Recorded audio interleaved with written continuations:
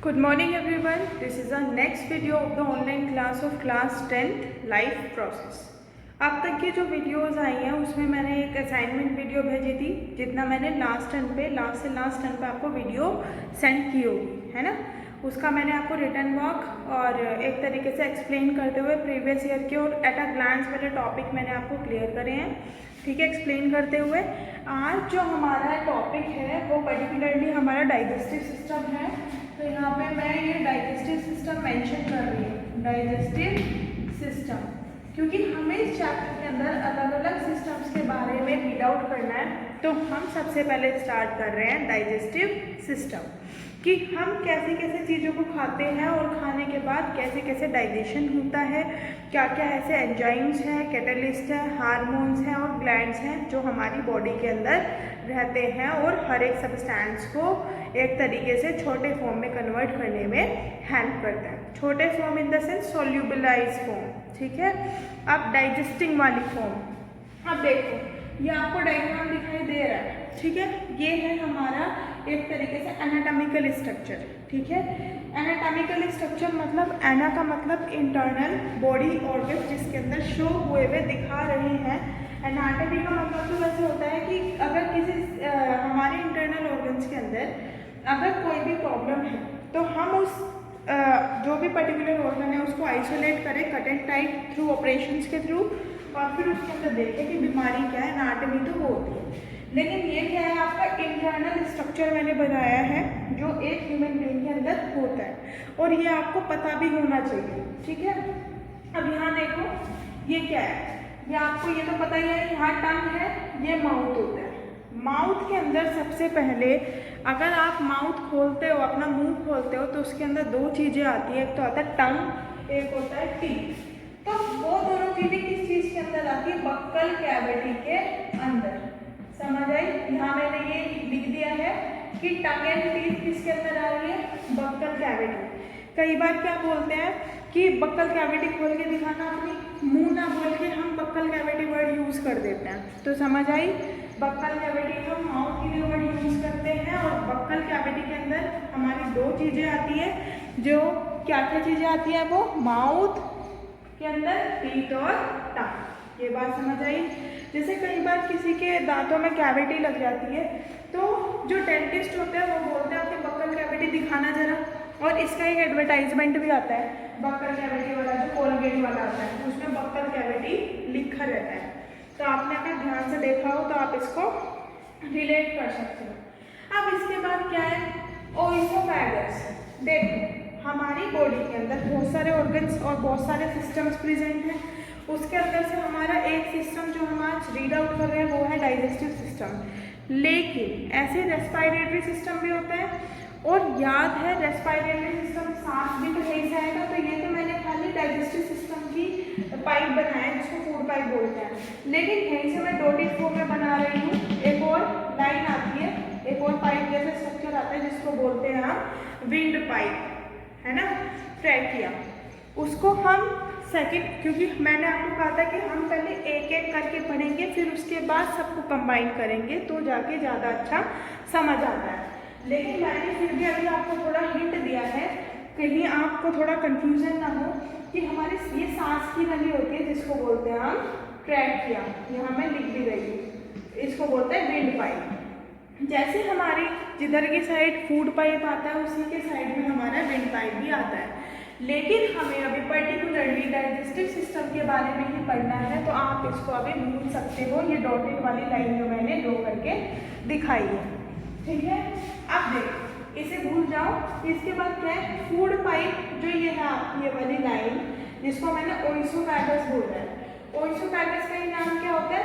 Food pipe. यहाँ मैं ये लिख रही हूँ, इसका दूसरा नेम यानी कि कॉमन नेम भी मैंने इसका लिख दिया है, ठीक है। अब क्या होता है? देखो ये पाइप लाइक स्ट्रक्चर ही तो दिखाई दे रहा है आपको। पाइप लाइक स्ट्रक्चर का मतलब क्या हुआ? एक तरीके से ये मसल्स का बना हुआ होता है, कार्टिलेज का बना हुआ होता है।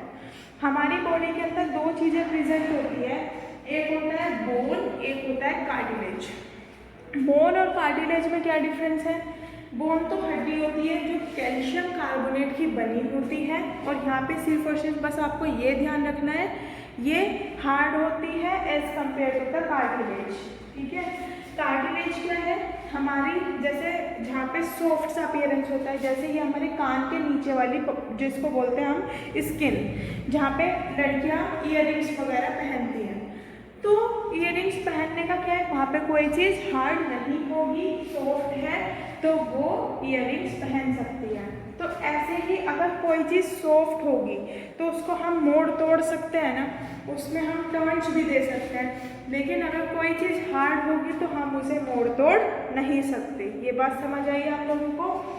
ठीक है, तो कहने का मतलब है ये जो पाइप लाइक स्ट्रक्चर है हमारी बॉडी के अंदर, मैं इनको पाइप लाइक स्ट्रक्चर बोल रही हूँ अकॉर्डिंग टू देयर शेप के अकॉर्डिंग। ये मुझे ट्यूब जैसे स्ट्रक्चर दिखाई दे रहा है, मैं इसको पाइप बोलूँ, मैं इसको ट्यूब बोलूँ, बात तो एक ही है।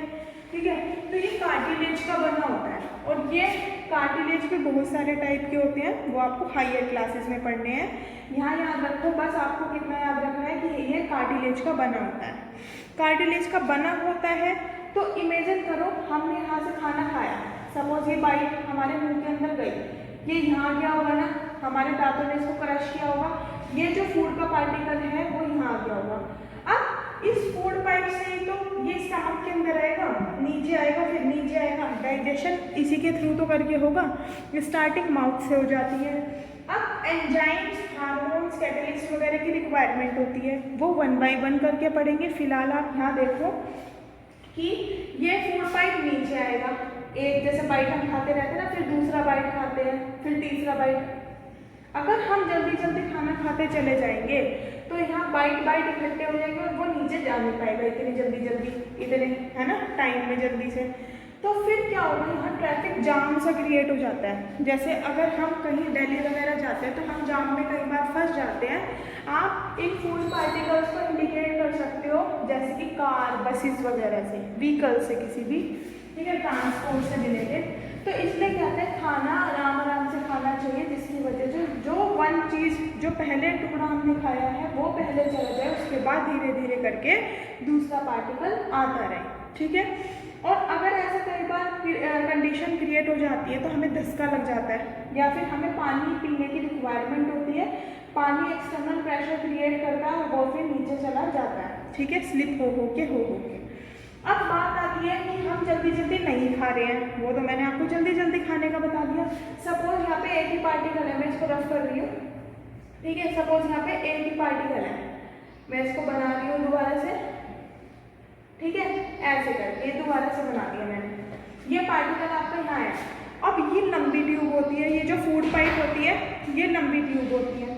ठीक है ना, तो ये जो लंबी ट्यूब है तो ये आपके साथ यहाँ पे कैसे करके आएगी, है ना, नीचे कैसे आएगी।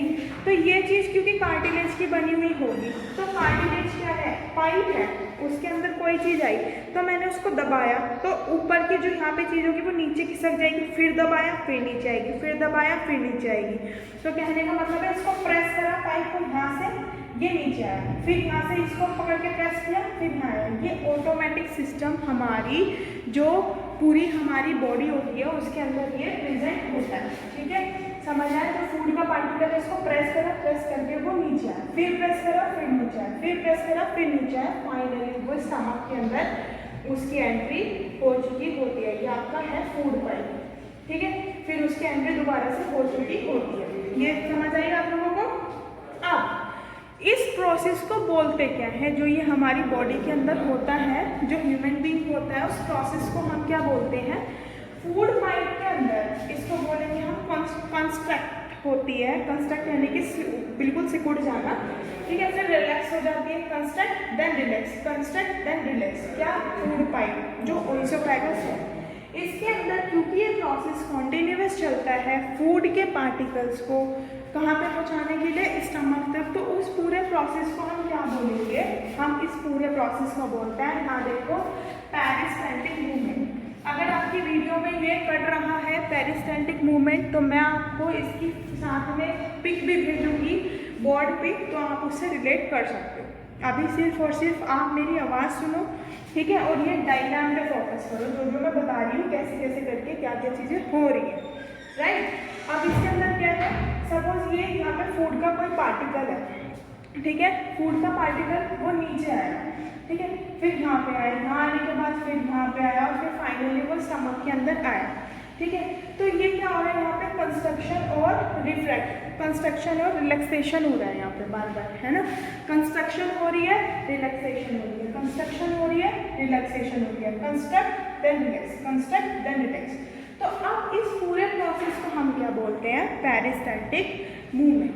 और पेरिस्टैल्टिक मूवमेंट के ऊपर क्वेश्चन क्या बनेंगे, मैं एक एक क्वेश्चन भी बताती चलूंगी कि पेरिस्टैल्टिक मूवमेंट होता क्यों है और कहाँ पे पाया जाता है। तो इसका आंसर क्या होगा, peristaltic movement is always occurs in the oesophagus and the oesophagus is also known as a food pipe. ये बात समझ आ गई, ठीक है, यहाँ पे प्रेजेंट होता है। एंड क्यों प्रेजेंट होता है और इजी कैसे रहता है ये होना, क्योंकि इसके थ्रू ही डाइजेशन होने में ये हेल्प करता है। फूड का पार्टिकल अगर मुंह के अंदर ही रहेगा तो नीचे नहीं जा पाएगा, नीचे नहीं जा पाएगा तो ये अपने सोल्यूबलाइज फॉर्म में कन्वर्ट नहीं हो पाएगा। ये बात समझ रहे हो ना। तो इस वजह से, और हो किस लिए रहा है ये कंस्ट्रक्शन रिलैक्सेशन, क्योंकि यहाँ पे कोई चीज़ हार्ड नहीं होगी। जो ये हमारा ओएसोफेगस होगा, यहाँ पे कोई चीज़ हार्ड नहीं होगी, यहाँ पे जो चीज़ होगी वो सॉफ्ट होगी, सॉफ्ट होगी तो वो आराम से कंस्ट्रक्ट भी हो रही होगी और आराम से ही रिलैक्स भी हो रही होगी। फिर फाइनली वो जो फूड का पार्टिकल है वो फाइनली स्टमक के अंदर आ जाएगा। हाँ, हमें अवॉइड करना चाहिए खाने को जल्दी जल्दी खाना नहीं चाहिए, ठीक है, खाने को बहुत जल्दी नहीं खाना चाहिए। क्यों, क्योंकि वहाँ पे बहुत ज़्यादा फूड के पार्टिकल इकट्ठे हो जाएंगे हमारी फूड पाइप के अंदर। ये बात समझ आई आप लोगों को। मैंने अभी ये वाला तो नहीं बताया मैंने आपको, है ना, कि इसके अंदर और चीज़ें क्या है क्या नहीं है ना, इस तरह की और भी बहुत सारी आएंगी। अब इसके अंदर क्या है, यहाँ देखो कि फूड का पार्टिकल सपोज यहाँ आ गया। अभी मैं आपको हल्का सा हिंट दे रही हूँ कि आपका माइंड थोड़ा प्रिपेयर हो जाए कि आपको एटलीस्ट इसके अंदर करना क्या है। तो अब आपका क्या ये स्टमक है, देखो स्टमक के लिए हम बायो के अंदर क्या वर्ड यूज करते हैं, गैस्ट्रो। मैं इसी के बीच में लिख रही हूँ GASTRO, गैस्ट्रो। गैस्ट्रो वर्ड हम स्टमक के लिए यूज करते हैं इन केस ऑफ बायोलॉजी और साइंस। ये बात समझ आए, क्योंकि आपको जे शेप का स्ट्रक्चर दिखाई दे रहा है, ठीक है, जे शेप हल्का सा एग्जैक्टली तो नहीं है बट फिर भी ये मुड़ा हुआ सा स्ट्रक्चर है ना, थोड़े टर्न्स आ गए इसके अंदर। तो इसलिए मैं इसको क्या कहूँगी कि stomach is J shape structure. Stomach क्या है, जे शेप का स्ट्रक्चर है, ठीक है। अब इसके बाद क्या है, ये जितने भी ऑर्गन्स होते हैं ये एक दूसरे से इंटरकनेक्टेड रहते हैं, ठीक है। अब क्या है, यहीं से स्टमक के लीवर आता है, लीवर जो लार्जेस्ट ग्लैंड के नाम से भी जाना जाता है। लीवर क्या है, लार्जेस्ट ग्लैंड।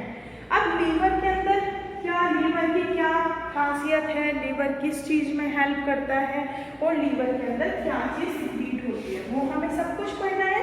इन सब के बारे में एक एक करके स्टडी करनी है, ठीक है। अब देखो ये लीवर है, लीवर को मैंने क्या बताया, liver is the largest gland. इसके अंदर एक जैसे बैलून होता है ना, बलून टाइप का स्ट्रक्चर प्रेजेंट होता है इसके अंदर, जिसको हम क्या बोलते हैं, गोल ब्लैडर।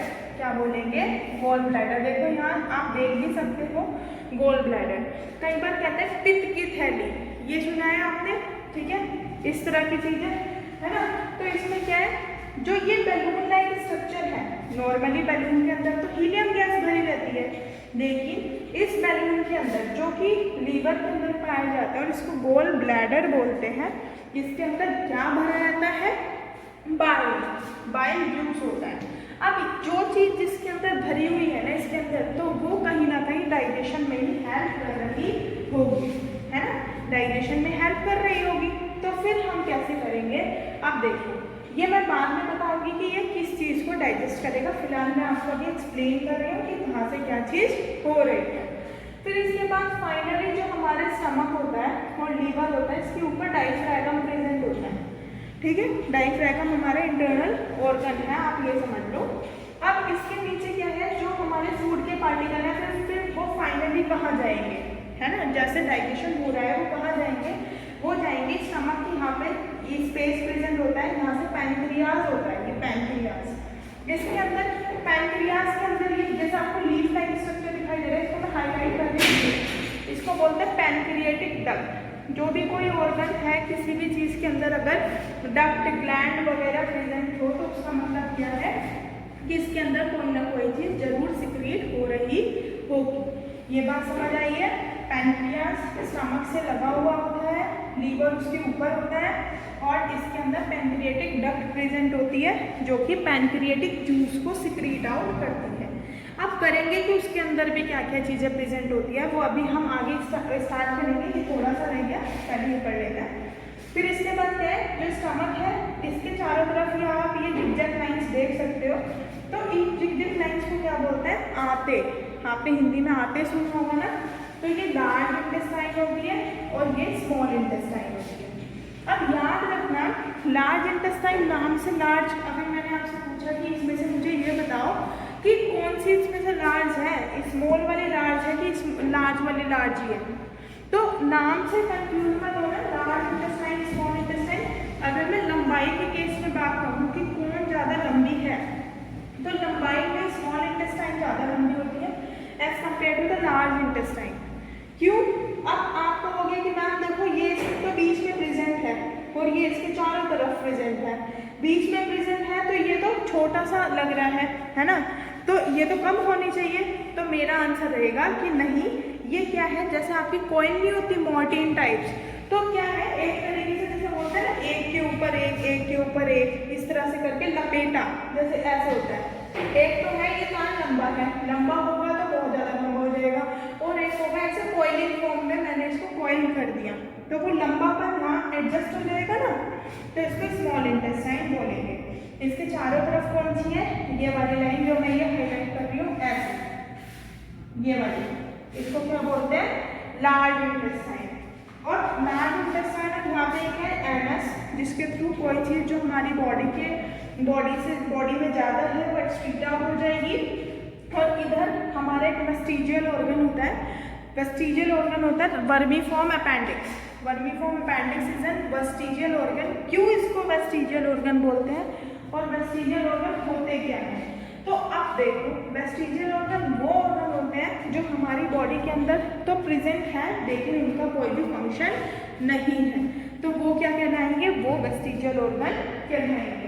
ये बात समझ आई आप लोगों को, है ना? ठीक है। अब देखो इसके बाद मैंने ये सारी चीज़ें बताई है। अब हम देखेंगे, जब मैंने ये चैप्टर आपको स्टार्ट किया था तो मैंने कहा कि हमें कुछ इंपॉर्टेंट टर्म्स वगैरह ना पहले ही करनी पड़ेगी कि जिसकी वजह से स्मूथली चैप्टर चले। जब हमारा ये मैं डाइजेशन रेस्पायरेशन कुछ भी स्टार्ट करूँ, अभी तो हम पर्टिकुलरली एक डाइजेशन स्टार्ट करके चल रहे हैं, उसके बाद रेस्पायरेशन, फिर एक्सक्रीशन, फिर सर्कुलेटरी सिस्टम, और फिर उन सबको कनेक्ट करेंगे कैसे कैसे करके क्या क्या होता है हमारी बॉडी के अंदर। ठीक है, ऐसे आपको क्लियर होता चला जाएगा।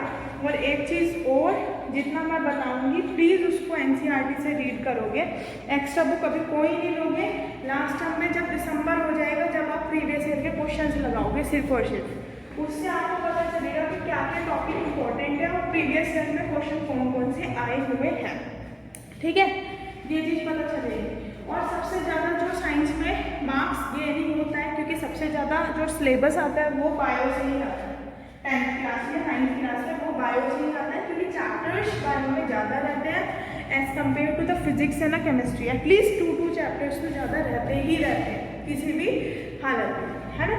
आप देखो, इसके बाद हमने ये सब कुछ इधर वाला कर लिया, मैंने ट्रैकिया बता दिया, विंडपाइप, डायफ्रागम हो गया। अब देखो, मैंने जब ये फर्स्ट वीडियो स्टार्ट की थी तो मैंने आपको न्यूट्रिशन और न्यूट्रिएंट्स बोले थे, और मैंने आपको बैलेंस डाइट बोली थी। फिर मैंने आपको डाइजेशन के 2, 3, 4, 5 टाइप बोले थे, egestion, ingestion, digestion, absorption, assimilation, egestion, है ना? बोला था ना, मैंने कहा था कि जब हम डाइजेशन स्टार्ट करेंगे तो मैं वहाँ पे आपको ये सारे कुछ लिंक करके चलूँगी। तो आप याद रखो, याद करो, सपोज आपके पास एक बैलेंस डाइट वाला खाना आया जिसके अंदर proper amount of the protein है, मिनरल्स है, विटामिन है, फैट्स है, कार्बोहाइड्रेट है। कहने का मतलब है एक ऐसी थाली जिसके अंदर सारी चीज़ें प्रेजेंट है। ऐसा नहीं है कि प्रोटीन है तो सिर्फ प्रोटीन ही प्रोटीन है, ना विटामिन है, ना फैट है, ना कार्बोहाइड्रेट है।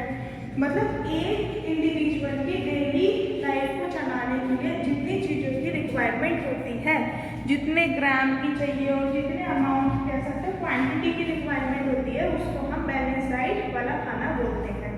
अब उसके अंदर जो जो चीज़ें प्रेजेंट है, सपोज कार्बोहाइड्रेट में पल्सेस वगैरह, प्रोटीन्स के केस में पल्सेस वगैरह, कार्बोहाइड्रेट में चपाती वगैरह हो गई, है ना, उन्हें तो बोलेंगे हम nutrients and that process is known as nutrition. उस प्रोसेस को हम क्या बोलेंगे? न्यूट्रिशन। ठीक है। अब खाना खाया उसने, खाना मुंह के अंदर रखा, मैंने क्या बोला था? इजेशन उस प्रोसेस को बोलते हैं। फिर एकदम से तो डाइजेशन होता नहीं है। अब देखो मुंह के अंदर हर जगह हर एक पार्ट में याद रखना, जो जो हम खाना खाएंगे स्पेसिफिक ऑर्गन हमारी, एक स्पेसिफिक ऑर्गन स्ट्रक्चर हमारी बॉडी के अंदर प्रेजेंट होता है, जो एक पर्टिकुलर चीज़ के लिए रिस्पॉन्सिबल होता है उसके डाइजेशन के लिए। ठीक है। अब खाने के अंदर जो चपाती है, कह सकते हो चपाती नहीं, सिर्फ कार्बोहाइड्रेटेड फूड आप बोल सकते हो, वो फूड जिसके अंदर कार्बोहाइड्रेट हो। ठीक है। जैसे ही हमने खाया, इजेशन हुआ, ठीक है, मुंह के अंदर खाना रखा, मुंह के अंदर क्या होता है? एक एंजाइम प्रेजेंट होता है। मुंह के अंदर कुछ ग्लैंड्स प्रेजेंट होती है। ग्लैंड्स ट्यूब लाइक स्ट्रक्चर समझो। वैसे ग्लैंड 2 टाइप्स की होती है, exocrine glands and endocrine glands. मुंह के अंदर जैसे खाना रखा, वहाँ पे मुंह के अंदर क्योंकि ग्लैंड्स प्रेजेंट है, तो ग्लैंड्स कुछ चीज़ सिक्रीट करेगी। और कुछ चीज़ सिक्रीट क्यों करेगी? क्योंकि उसे जिस चीज़ का डाइजेशन करना होगा वहाँ पे थोड़ा बहुत डाइजेशन स्टार्ट हो जाएगा। तो आप बोल सकते हो, अगर किसी ने क्वेश्चन पूछा कि डाइजेशन स्टार्ट कहाँ से हो जाता है और किस चीज़ का डाइजेशन स्टार्ट हो जाता है, तो वो चीज़ अभी हम लेके चलेंगे 1 बाय 1। ये बात आपको समझ आई? ठीक है। अब देखो, जैसे यहाँ पे हमने क्या करा कि खाना लिया हमने, है ना, तो खाना जैसे हमने खाया, तो खाना खाने के बाद यहाँ पे हमारे ग्लैंड से सिक्रीट होते हैं हमारा सलाइवरी एमाइलेज।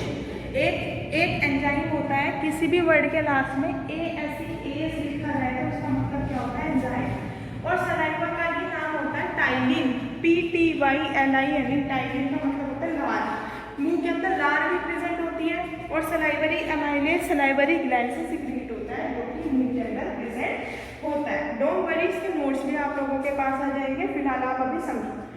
तो वो चीज़ किसका वो करेंगे डाइजेशन? मुंह के अंदर, उसको दांत उनको कुचल देंगे, जैसे मिक्सी का काम होता है बड़े पार्टिकल का छोटे पार्टिकल में कन्वर्ट करना। ऐसे यहाँ पे कार्बोहाइड्रेट जो होता है वो ग्लूकोज में कन्वर्ट हो जाता है मुंह के अंदर। ये तो आपको पता है। जो हमारा एक्स्ट्रा फूड होता है वो हमारा रिजर्व मटेरियल की तरह से स्टोर हो जाता है हमारी बॉडी के अंदर, जिसको हम बोलते हैं चर्बी, है ना। चर्बी जब हमें एक्स्ट्रा हम खाना नहीं खाते तो वो यूटिलाइज जब होती है उस टाइम पे। ठीक है। यहाँ पे ग्लूकोज में कन्वर्ट हो गया, थोड़ा सा कार्बोहाइड्रेट। अभी एकदम से, क्योंकि फर्स्ट इनिशियल है तो पूरा कोई चीज़ डाइजेस्ट हुआ नहीं होगा, तो अभी भी थोड़ा सा तो रहता होगा ना। तो अब देखो, इसके बाद डाइजेशन हुआ कार्बोहाइड्रेट का, वो आया यहाँ पे पेरिस्टाल्टिक मूवमेंट हुआ। पेरिस्टाल्टिक मूवमेंट होने के बाद वो स्टमक के अंदर आया, ठीक है, जो उसने फूड पार्टिकल खाया।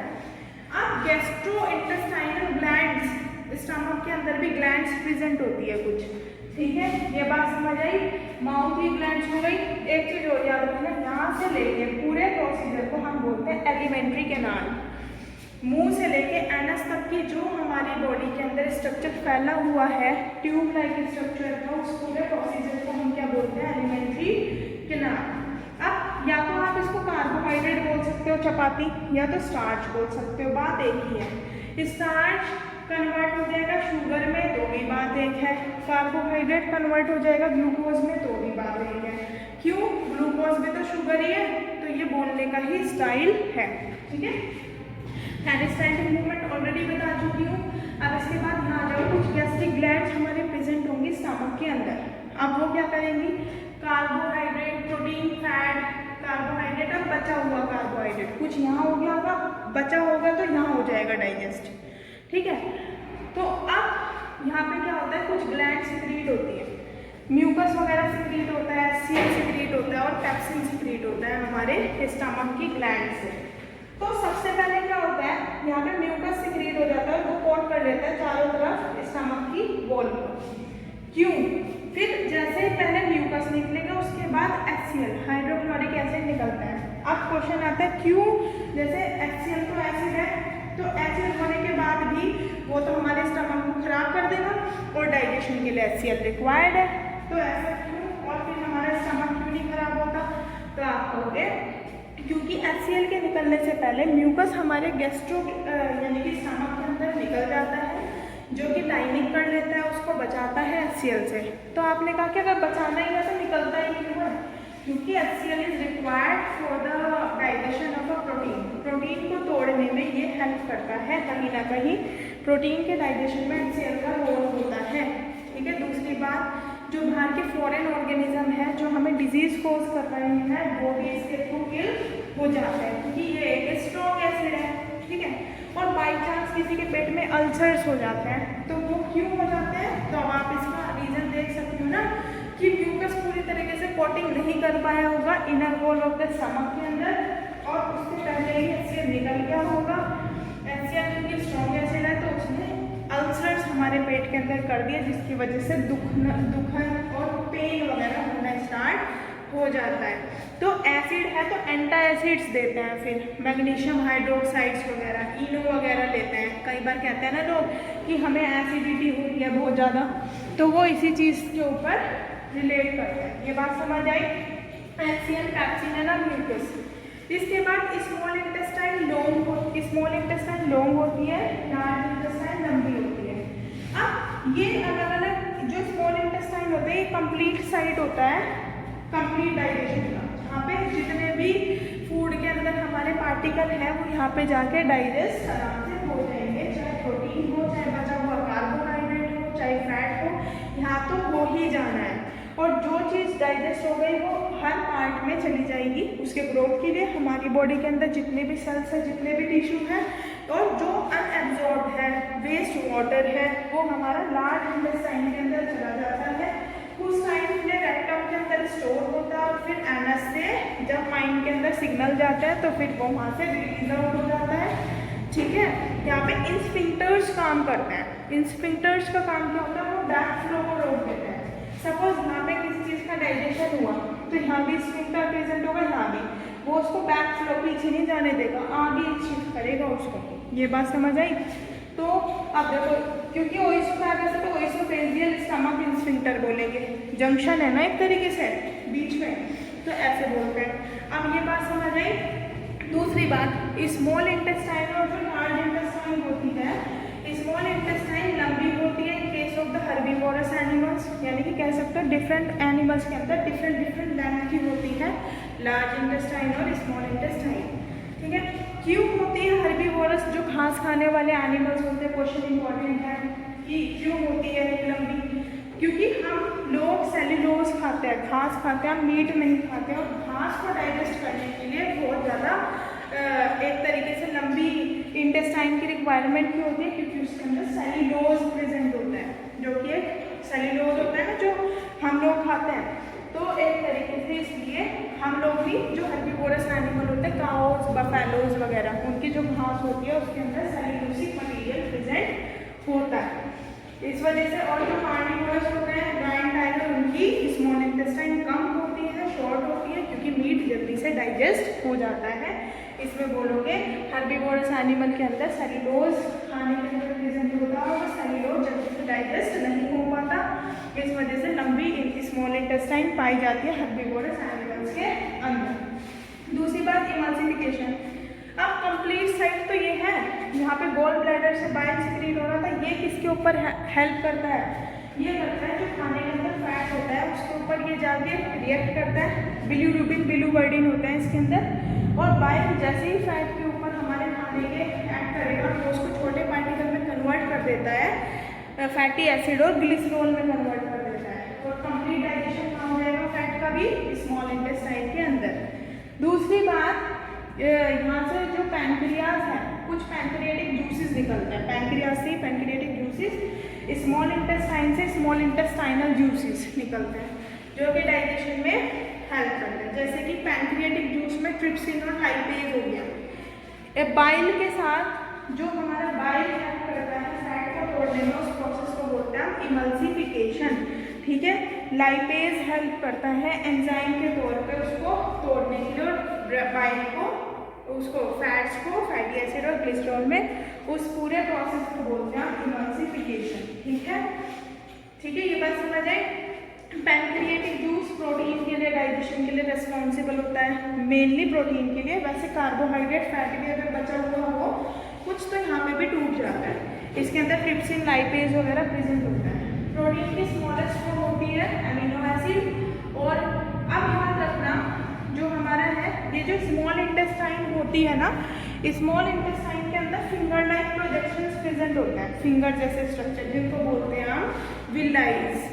विलाइज का काम क्या होता है, ये क्या करते हैं सरफेस एरिया को इंक्रीज कर देते हैं for the digestion of food and it takes the absorb food of each and every cell and utilise the obtaining energy from it. ठीक है, सरफेस एरिया को इंक्रीज कर देते हैं और ब्रेक डाउन में डाइजेशन में हेल्प करते हैं, एब्जॉर्ब कर लेते हैं जितनी भी एनर्जी वहाँ से निकली और हर पार्ट को पहुँचा देता है। कहने का मतलब है ये हेल्प करता है रिपेयर करने में ओल्ड टिश्यू को न्यू टिश्यू से। तो आप इसका फंक्शन कहीं ना कहीं ये भी लिख सकते हो, they help in the repairing of the old tissue from new tissue from a old tissue. ठीक है, लार्ज इंटेस्टाइन में अनएब्जॉर्ब फूड आएगा, ये तो मैंने आपको बता ही दिया। और दूसरी बात एनाल स्फिंक्टर है, यहाँ पे एनस है ना, एनल स्फिंक्टर का मतलब क्या है, यहाँ पे बैक फ्लो को रोक देता है और ये हेल्प करता है एक्सक्रीट आउट करने में, बाहर रिमूव करने में जो भी हमारा एक तरीके से कौन सा मटेरियल है, हमारा एक तरीके से वेस्ट मटेरियल है। ठीक है, ये बात समझ आई। आपका डाइजेस्टिव सिस्टम ये कंप्लीट हुआ। नेक्स्ट टाइम पे मैं एनसीईआरटी से रीड आउट करके बताऊंगी। इसके बाद हम सर्कुलेटरी सिस्टम, एक कोई भी सिस्टम ले लेंगे, ये आपको रीड आउट करना है। आज के लिए इतना ही, थैंक यू।